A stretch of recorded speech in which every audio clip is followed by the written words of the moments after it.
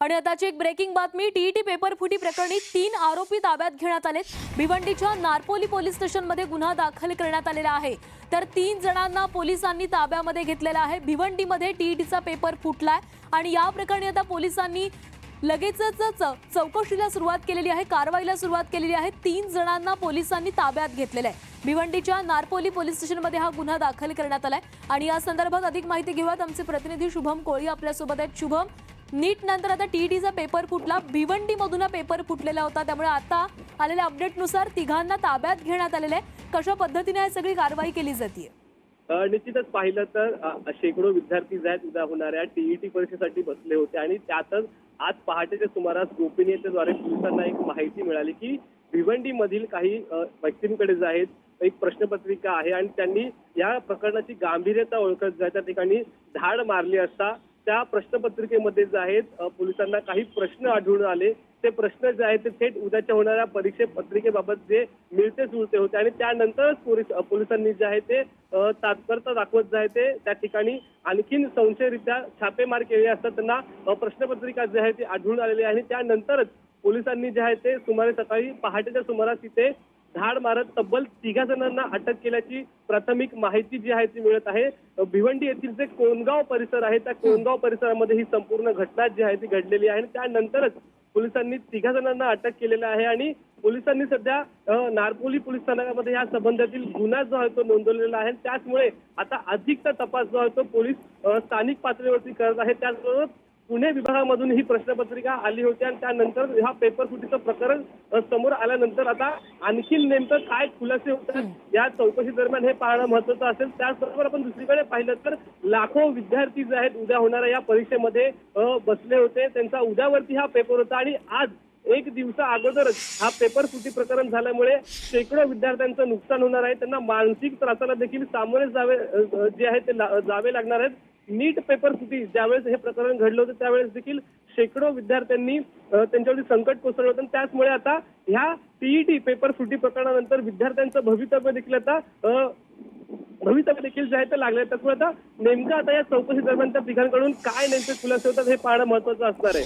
नक्की शुभम, तर आता 3 जणांना अटक करण्यात आलेली आहे, मात्र यामागे कोणतं मोठं रॅकेट आहे का हे देखील आता पोलिसांच्या हाती लवकरच लागणार आहे। धन्यवाद दिलेल्या माहितीसाठी। तर टीईटीचा पेपर फुटलेला आहे आणि या प्रकरणी तिघांना अटक करण्यात आलेली आहे। भिवंडीच्या नारपोली पोलीस ठाण्यामध्ये हा गुन्हा दाखल करण्यात आलेला आहे। पोलिसांना माहिती मिळताच पोलिसांनी तपासाची चक्र फिरवत या तिघांना अटक केलेली आहे। आणि यावर आमदार विक्रम काळे यांनी काय प्रतिक्रिया दिलेली आहे पाहूया। उद्या राज्यामध्ये टीईटीची परीक्षा होणार आहे। एकतर नव्या उमेदीनं संपूर्ण राज्यामध्ये जे टीईटी परीक्षा देणारे उमेदवार आहेत, जे भावी शिक्षक आहेत, ते मोठ्या आशा लावून अभ्यास करून या टीईटीला सामोरे गेलेले आहेत। परंतु आज ठाण्यामध्ये पेपर फुटल्याची बातमी समोर आलेली आहे। ही अत्यंत मनाला वेदना देणारी आणि विशेषतः करून आम्हा सर्व शिक्षकांच्या भविष्यावर घाला घालणारी बातमी या ठिकाणी समजलेली आहे। नुकतंच आपण पाहिलं की देशामध्ये नीटचा पेपर फुटल्यामुळं कशा प्रकारचं अडचणी आल्या, अनेकांनी आत्महत्या सुद्धा विद्यार्थ्यांनी केली हे पण आपण पाहिलेलं आहे। कारण शेवटी हा भविष्याचा प्रश्न आहे आणि म्हणून एक भविष्य आपण खरं म्हणजे आजमावण्याच्या उद्देशानं हे उमेदवार परीक्षा देतात, अभ्यास करतात, मेहनत करतात आणि अशा पद्धतीनं हे जे काही याच्यामधून नफा कमवणं आणि पैसे कमवण्याची टोळी आहे ती याला गालबोट लावण्याचं काम करते। खरं म्हणजे त्याच्यानंतर सुद्धा नीट परीक्षा पार पडली, ती अत्यंत चांगल्या पद्धतीनं संपूर्ण देशभरामध्ये झाली।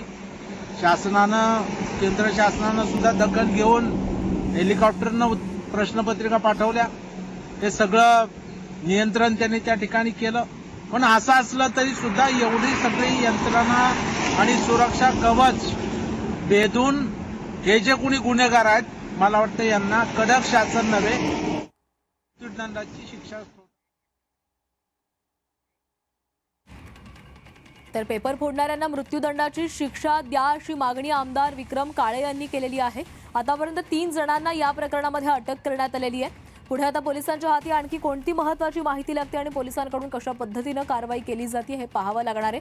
मात्र आता या पेपर फुटीनंतर अनेक तीव्र प्रतिक्रिया आणि संतापजनक प्रतिक्रिया समोर येऊ लागलेल्या आहेत.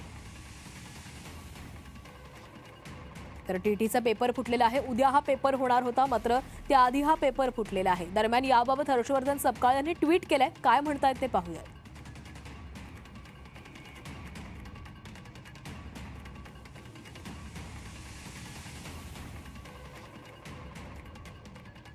जे सरकार एक साधी परीक्षा प्रामाणिकपणे आणि सुरक्षितपणे घेऊ शकत नाही, ते राज्य चालवण्याच्या गप्पा मारत आहेत. लाखो विद्यार्थ्यांची मेहनत, वेळ आणि भविष्य या सरकारसाठी इतकं स्वस्त झालं आहे का? पेपर फुटी ही आता अपवाद नाही, तर सरकारच्या अपयशाची ओळख बनलेली आहे. विद्यार्थ्यांच्या भविष्याशी सुरू असलेला हा खेळ तत्काळ थांबला पाहिजे.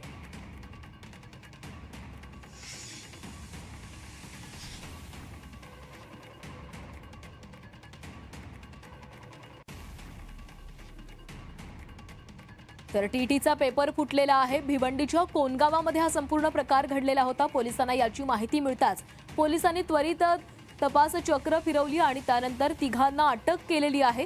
आता या 3 जणांच्या चौकशीमधून आणखी काही माहिती समोर येते का, यामागे काही मोठं रॅकेट आहे का, या संदर्भात देखील माहिती मिळू शकणार आहे. तर भिवंडीमध्ये हा टीईटीचा पेपर फुटलेला होता. उद्या टीईटीची परीक्षा होणार होती आणि त्याआधी हा पेपर फुटलाय. पोलिसांना गुप्त माहिती मिळताच पोलिसांनी कारवाई केलेली आहे. 3 जणांना ताब्यात घेण्यात आले. सोबतच उद्याची परीक्षा ही रद्द करण्यात आलेली आहे. परीक्षेचं नवं वेळापत्रक हे लवकरच जाहीर केले जाणार आहे. उद्या मात्र होणारी ही परीक्षा आता रद्द झालेली आहे. पेपर फुटलेला आहे. आधी नीटचा पेपर फुटलेला होता आणि या पेपर फुटीनंतर आता टीईटीचा पेपर फुटलेला आहे.